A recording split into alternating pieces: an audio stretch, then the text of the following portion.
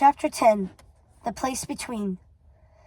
After being violently ripped from the dreamscape, Lucinda found herself under a large dead tree, its branches twisted and bare, reaching in every direction like grasping hands. The Odd Sisters knew exactly where they were. This was the place between the world of the living and the world of the dead. The place just before the mist. She and her sisters had been here before. The place between. There was one path in the place between, with only two directions, ahead and back. But there was always a choice. The sisters would choose back to their daughter, back to their home. But first they needed to rest, to recover. This was where all those who had lived too long went to rest their bodies and spirits. It was where Nanny had come to rest when she was tired of the world before she went to live with Tulip. And it was where Oberon resided when he took his long slumber. The place between had no mirrors. Lucinda couldn't see what was happening in the worlds beyond, but she could hear if she chose to listen carefully. She expected to see Maleficent here. They had told her many years earlier to wait for them in this place should she ever die, and they would bring her back to the world. But there was nothing of her here except for her ravens and crows, perched in the massive dead tree, silent specters waiting for their mistress to come back to them.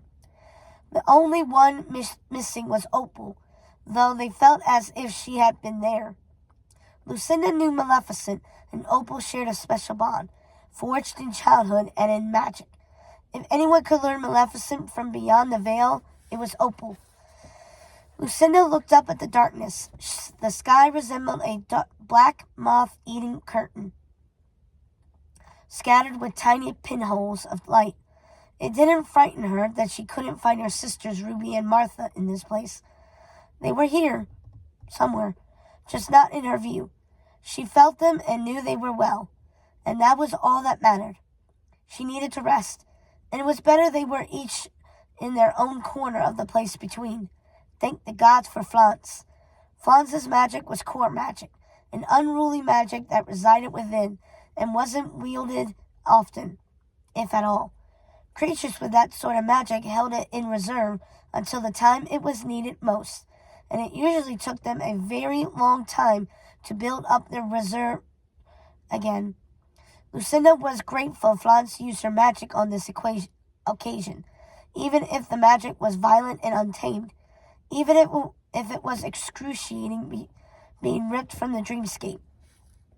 They were free, and they were in a place where they could rest and regain their powers.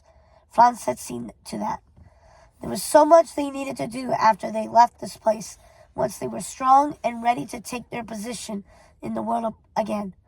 She was worried that Maleficent wasn't here as they had discussed, and that Maleficent had found herself too far beyond the veil to come back. That was why they needed Opal. If anyone could lure Maleficent back to the land of the living, it would be her. Lucinda and her sisters would use whatever means were available to raise Maleficent from the dead, even the foul necromantic magic they had learned in the Deadwoods. They needed their old friend by their side so they could rule in their own lands as they were meant to.